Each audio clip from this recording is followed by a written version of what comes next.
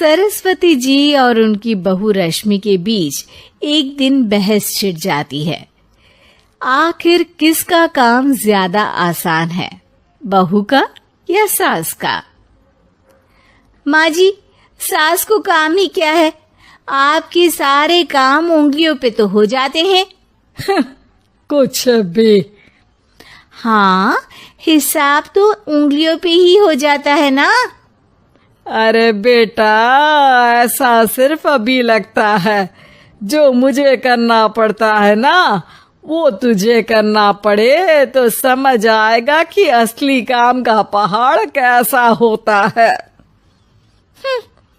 ठेले बराबर वजन भी नहीं है आपके काम में, और बात पहाड़ों के वजन की कर रही हैं आप। तू ऐसा करती ही क्या है घर में बेटा, ये तो बता मुझे।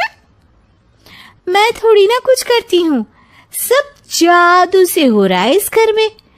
अरे एक दिन मेरा काम करोगी तो समझ आएगा। Okay okay, shut up.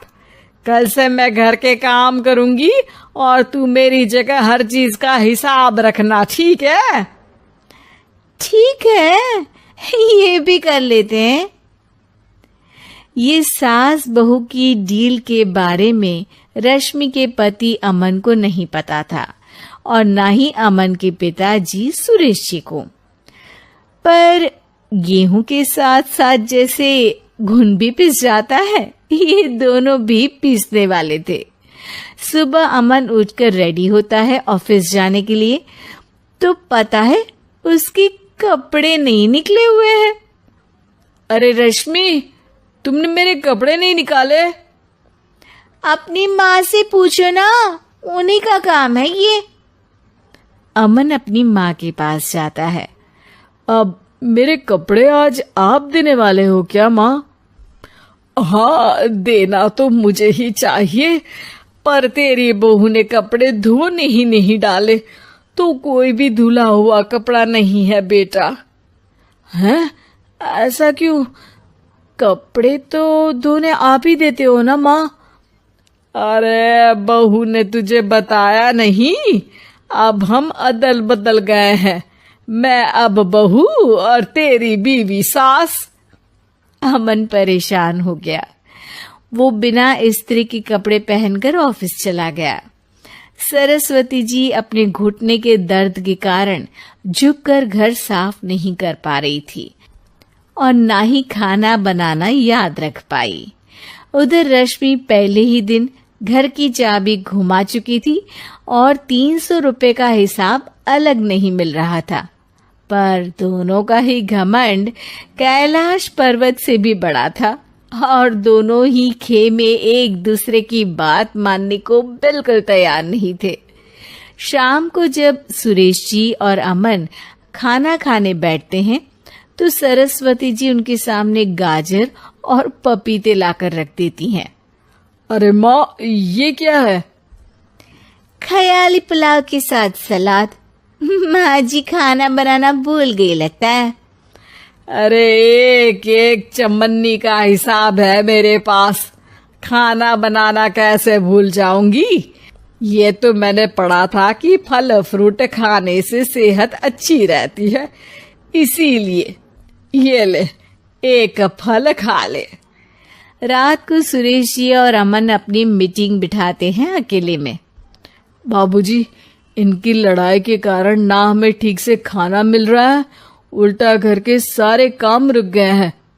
हाँ बेटा, 2 भैंसों की लड़ाई में बेचारे खेत के पौधों का भी नुकसान हो रहा है।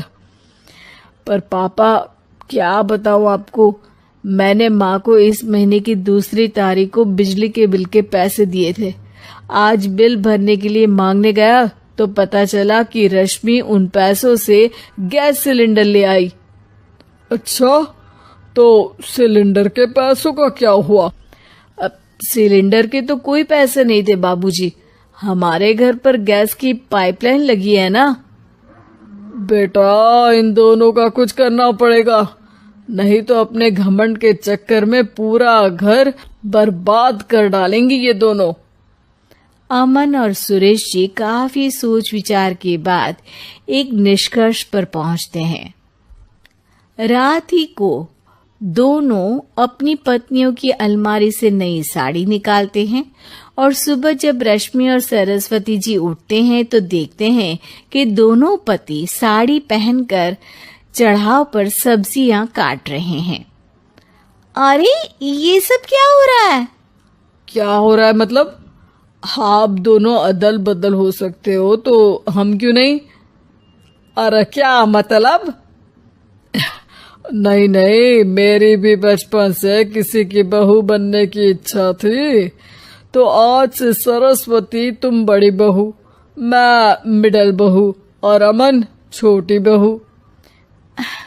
अरे लेकिन सब घर पर बैठ जाएंगे तो कमाएगा कौन? ये घर कैसे चलेगा? अब वो तो भैया या बाकी लोग जाने, अब हमने भी अदल बदल कर ही लिया है तो कुछ नहीं हो सकता। रश्मि और सरस्वती जी को समझ में आ जाता है कि उन दोनों की आपस की डील के वजह से इन दोनों को बहुत तकलीफ हो रही है और उनके ईगो ने दूसरों को कितनी यातनाएं दी है। अब असल में माँ जी आप सही थी, सास बनना बहुत मुश्किल है। अरे हाँ बेटा, और तू भी, मुझसे तो नहीं हो पाया सब घर के काम, वापस बदल ले क्या? हाँ हाँ बिल्कुल माँ जी, और अब आप दोनों भी बदल लीजिए। कोई आ गया तो आप दोनों को देखकर क्या सोचेगा? अच्छा है, आप दोनों के समझ में ये बात तो आई। मैं फटाक से कपड़े बदल लेता हूँ। अरे रुक जा बेटा, एक फोटो ले लेती हूँ तेरी। मेरी बेटी होती तो तेरे जैसी ही दिखती साड़ी में। और मेरा फोटो नहीं लोगी?